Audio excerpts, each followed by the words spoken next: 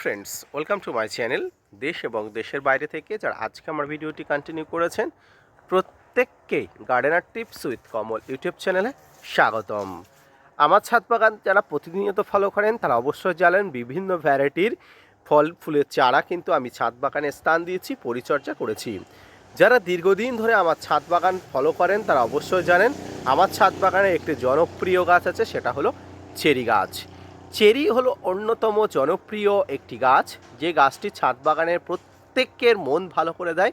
ছোট্ট ছোট্ট লাল টুকটুকে আপেলের মতো ফল, যেটি কিন্তু খেতে টক হলো অত্যন্ত গুরুত্বপূর্ণ একটি ফল।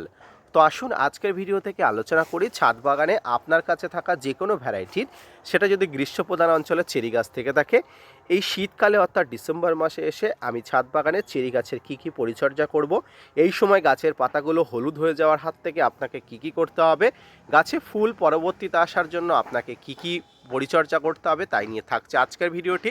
না স্কিপ করে কন্টিনিউ করুন।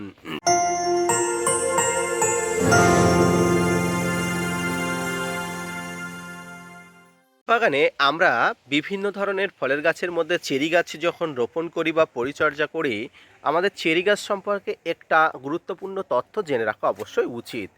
চেরি সাধারণত দুই ধরনের, একটা হলো গ্রীষ্মপ্রধান অঞ্চলের চেরি, যেটাকে আমরা বারবাডেস চেরি বলা হয়, এবং একটি হলো ঠান্ডা অঞ্চলের, যেমন পার্বত্য অঞ্চল, হিমালয়, হিমাচল প্রদেশ, কাশ্মীর, অর্থাৎ প্রচুর পরিমাণ ঠান্ডা অঞ্চলের, যে দেশে পার্বত্য অঞ্চল আছে, যে দেশের প্রচুর পরিমাণ ঠান্ডা এলাকা আছে, সেই দেশে মূলত এই চেরিগুলো পাওয়া যায়। এই চেরিগুলো রাস্তার ধারে বড় বড় গাছে হয় এবং প্রচুর পরিমাণে হয়। যারা প্রচুর পরিমাণ এই ধরনের চেরি ফলগুলো ফলাতে চান তারা কিন্তু শীতপ্রধান অঞ্চলের হতে হবে, অথবা শীতপ্রধান অঞ্চলের চেরি গাছ নিয়ে আসলেও গাছ হবে, কিন্তু আপনার সেই পরিমাণ কিন্তু ফল আপনি পাবেন না বললেই চলে। কারণ গ্রীষ্মপ্রধান অঞ্চল, শীতপ্রধান অঞ্চলের আবহাওয়া, গাছের বিভিন্ন ধরনের মানিয়ে নেওয়ার ক্ষমতা সব কিছু পড়ে যায় তার মধ্যে। আজকে আমি যে চেরিটার কথা বলবো সেটা বারবাডেস চেরি, অর্থাৎ আমরা ছাদ বাগানে গ্রীষ্মপ্রধান অঞ্চলে যে চেরি ফলটি আমরা রোপণ করি, পরিচর্যা করি। এই চেরি ফল গাছ রোপণ করতে গেলে আপনাকে কিন্তু একটু বিশেষ পরিমাণ মাটি প্রস্তুত করতে হবে। নর্মাল গাছের ক্ষেত্রে আপনারা বিভিন্ন ধরনের খাবার ইত্যাদি ইত্যাদি দিয়ে গাছ রোপণ করেন, ঠিক তেমনভাবেই গাছ প্রস্তুত করতে হয়। তবে এই গাছের মধ্যে আরও একটু পদার্থ দিয়ে গাছকে রোপণ করতে হবে, সেটা হলো চুন। চুন কেন দেবো সেটা পরবর্তীতে আসছি, আগে বলি এই ছাদ বাগানের টবের জন্য আপনি চেরি গাছ কীভাবে রোপণ করবেন। এই টবের মাটিতে পর্যাপ্ত পরিমাণ খাবার সব কিছু দেওয়ার পরে আপনি গাছের সঙ্গে অর্থাৎ মাটির সঙ্গে চুন মিশিয়ে দেবেন, হালকা করে প্রায় এক চামচ মতো চুন মিশিয়ে দেবেন যদি গাছটি বড় হয়, আর ছোট গাছ হলে এক টিপ পরিমাণ চুন কিন্তু মিশিয়ে দেবেন। এবারে গাছটিকে কিন্তু মাঝ বরাবর বসিয়ে দেবেন। আপনারা যারা আমার এই গাছটি দেখেন তারা কিন্তু জানেন এই গাছটির বয়স প্রায় 3 বছরের অধিক এবং প্রচুর সংখ্যক চেরি কিন্তু সিজনে দেয়। বিশেষ করে বর্ষাকালে প্রচুর পরিমাণ চেরি ফল কিন্তু পাই, এবং চেরি ফলের হওয়ার সময় কিন্তু মূলত গ্রীষ্মকালে, কারণ এটা আমাদের গ্রীষ্মপ্রধান অঞ্চলের একটা চেরি ফল, আগেই বলেছি।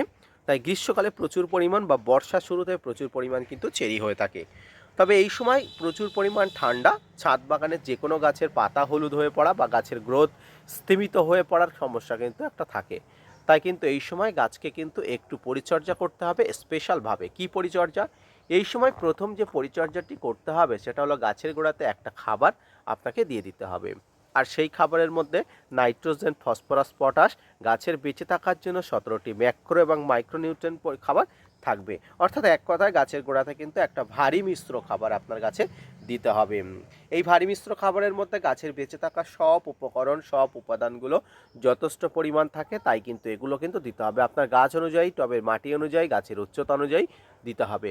এছাড়াও যদি গাছের পাতাতে অর্থাৎ সমগ্র গাছে আপনি ওই ধরনের খাবারগুলো অর্থাৎ 17টি ম্যাক্রো মাইক্রোনিউট্রিয়েন্ট উপাদান খাবারগুলো দিতে চান, তাহলে আপনাকে কিন্তু জৈব হিসাবে সিউইড এক্সট্রাক্ট, যেটা পিজিআরের কাজ করে, যেটা অনুখাদ্যের কাজ করে, যেটা কিন্তু গাছের বিভিন্ন মাইক্রোনিউট্রিয়েন্টের কাজ করে, সেটা কিন্তু প্রয়োগ করতে হবে, যেটা আমি কয়েকদিন আগেই প্রয়োগ করেছি। আশা করি আপনারাও কিন্তু প্রয়োগ করবেন। অর্থাৎ গাছের গোড়াতে মিশ্র খাবার এবং গাছের পাতাতে, কাণ্ডেতে, ডালপালাতে সিউইড এক্সট্রাক্ট, তরল যে সিউইড এক্সট্রাক্ট আছে সেটা কিন্তু দিতে পারেন। গাছের গোড়াতেও কিন্তু আপনারা দানাদার সিউইড এক্সট্রাক্টও দিতে পারেন।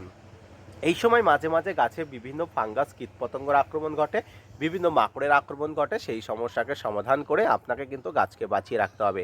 তাই মাঝে মাঝে ফাঙ্গিসাইড এবং কীটনাশকে একটা মিক্স কিন্তু গাছে দিতে হবে গাছ ভালো রাখার জন্য। গাছে প্রয়োজন না হলেও ফাঙ্গিসাইডের মধ্যে সাপ, মেনসার, Bavistin, Ridomil gold, Blitox, blue copper, M45, Amistar top, Antracol এই ধরনের ফাঙ্গিসাইডের সঙ্গে আপনি অবশ্য ডাইমাটের 30% কম্পোজিশনের কীটনাশক, ইমিডাক্লোপিড গ্রুপের কীটনাশক, সাইপারমেট্রিন কম্পোজিশনের কীটনাশকগুলো যথেষ্ট কিন্তু হারে ছাদ বাগানে এই চেরি গাছের গোড়াতে অবশ্যই বা পাতাতে, ডালপালাতে, শাখা পোশাকাতে কিন্তু দিতে হবে। এছাড়াও চেরি গাছ যদি পরিণত হয়, পর্যাপ্ত হয়, আপনাকে অবশ্যই পর্যাপ্ত হারে জলের বন্দোবস্ত কিন্তু গাছের গোড়াতে করতে হবে, কারণ জল এই সময় শীতের সময় একটু টান থাকে, তাই জল কিন্তু যত পরিমাণ দিতে হবে। এবার আসি, যদি আপনার ছাদ বাগানে চেরি গাছের ফুল আসার সময় হয়ে থাকে বা ফুল এসে থাকে, আপনারা কিভাবে পরিচর্যা করবেন। দেখুন, চেরি ফুল যারা দেখেছেন তারা কিন্তু অত্যন্ত তাদের ভালো লেগেছে। আশা করি চেরি ফুল দেখে ভালো লাগেনি এমন কোনো ছাদ বাগানই নেই।